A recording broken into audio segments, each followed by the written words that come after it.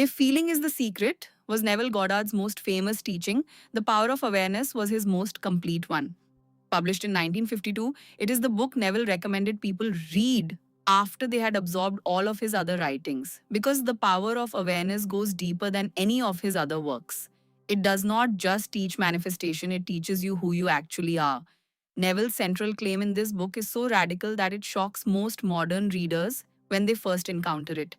He said, "You are not a body, you are not your personality, you are not even your conscious mind. You are something he called I am, a pure, infinite awareness that is the only true God in the universe. And every event in your life is a reflection of what this I am consciously assumes about itself." In the next 15 minutes, I'm going to walk you through every key teaching from this book: the nature of awareness, the state called wish fulfilled, the technique of inner conversation, the reality of imagination, and the radical idea that consciousness is the only reality there is. This is the deepest of all Neville Goddard's books. And once you understand it, his other teachings start to make complete sense. Let's begin. Chapter 1. You are pure awareness.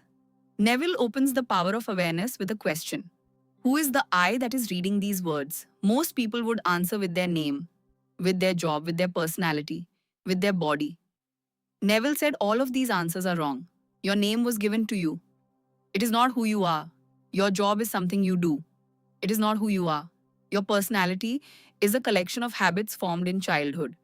It is not who you are. Your body is a vessel that changes every cell within 7 years.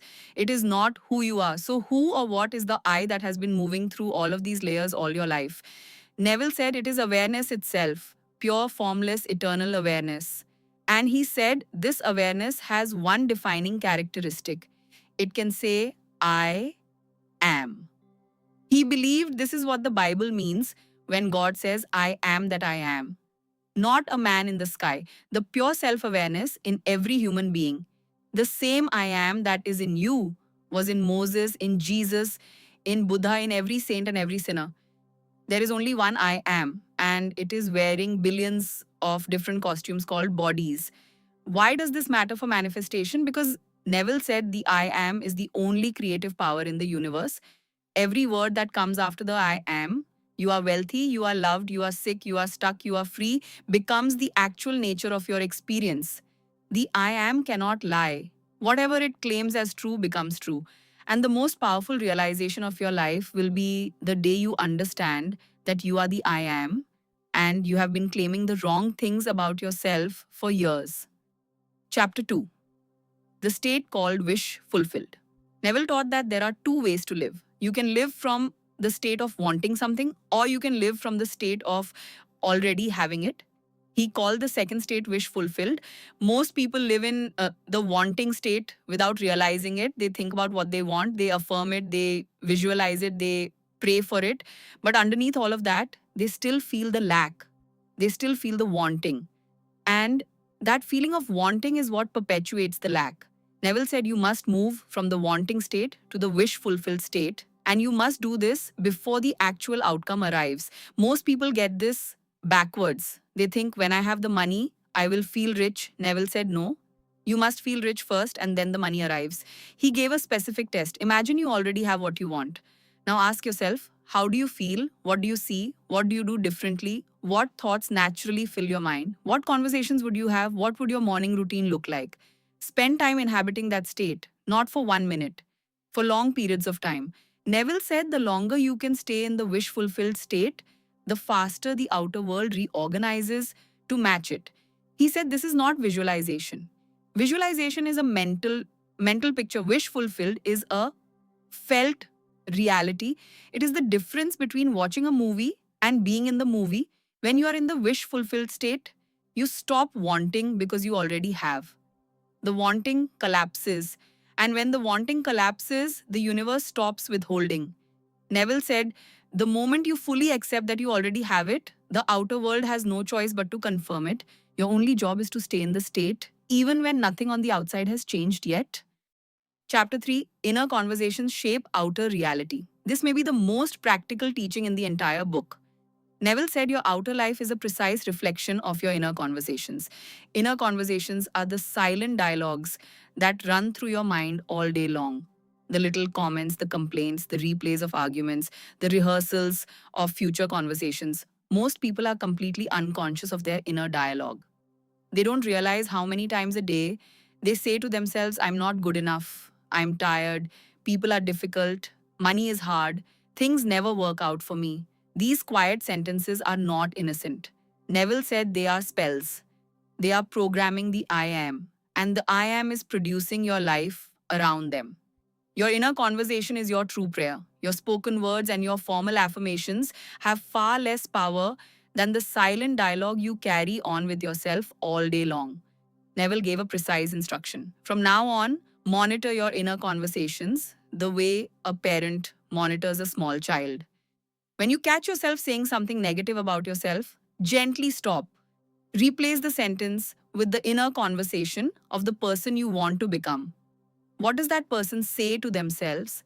What is their tone, their certainty, their relationship with money, love, and life? Begin to imitate their inner conversation, not their outer behavior, their inner words. Neville said this is harder than people think. The old inner conversations are deep grooves in your mind. They will keep returning. Your job is not to defeat them in one battle. Your job is to keep returning to the new inner conversation, gently, patiently, again and again, until the new pattern becomes deeper than the old one. He said, change the conversation and you change the man. Chapter 4, Imagination is the only reality. This chapter is where Neville goes furthest from conventional thinking. He said imagination is not a tool of the mind. It is the actual creator of the world. Most people believe imagination is for daydreaming, or for art, or for children. Neville said this is one of the greatest tragedies of modern life. We have been taught to suppress the very faculty that creates our entire experience. He claimed that everything you see in the physical world started as an act of imagination. The chair you are sitting on, the phone in your hand, the room you are in, all of it was first imagined by someone, then created, then experienced. He said your own life is the same. Whatever you have been imagining yourself to be has slowly become your life. If you have imagined yourself struggling, your life has rearranged to give you struggle. If you have imagined yourself confident, your life has given you confidence. He gave a powerful daily practice. Spend 15 minutes a day in conscious, deliberate imagination, not random daydreaming, conscious creation. Imagine yourself in a scene that implies your wish has already happened. The promotion, the healing, the relationship, the home. Make the scene as vivid as possible. Use all five senses: see it, hear it, touch it, smell it, feel it, then live in it for 15 minutes. Neville said this practice, done daily with feeling and conviction, is the most powerful manifestation technique that exists. He said imagination is the only reality. Everything else is just the slow physical confirmation of what you have been imagining. Chapter 5, Persistence and the Law of Identity. The final practical teaching in the power of awareness is about persistence. Neville knew that most people give up too early. They try a new technique for 3 days. They don't see results. They abandon it and go back to their old patterns. He said, this is why so few people experience manifestation. Not because the principles don't work, because almost no one stays in the new state long enough for it to harden into reality. He gave a stunning explanation.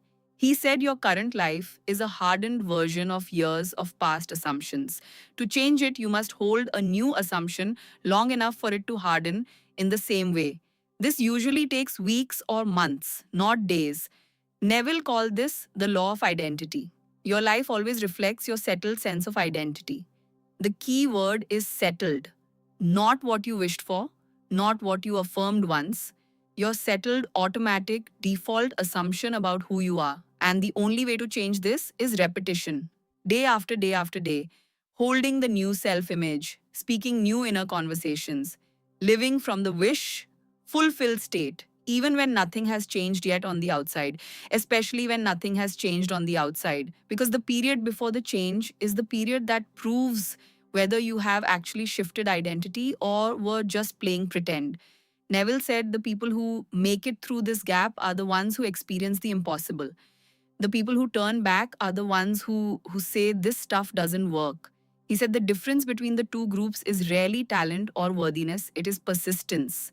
The willingness to keep assuming the new identity until the world has no choice but to confirm it. This is the law of identity, and it is the final test of every manifestation teaching. So, here is the full picture of the power of awareness. You are not your name, your body, or your personality. You are pure awareness, the I am. The state called wish fulfilled is the secret to manifestation. You must inhabit the having before the having arrives. Your inner conversations are your true prayer.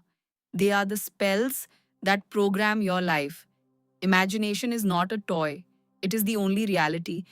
Conscious imagination is the most powerful daily practice in existence. And the law of identity says your settled sense of self is what your life reflects. Persistence is the only way to change it. Neville Goddard wrote this book in 1952 from a New York apartment.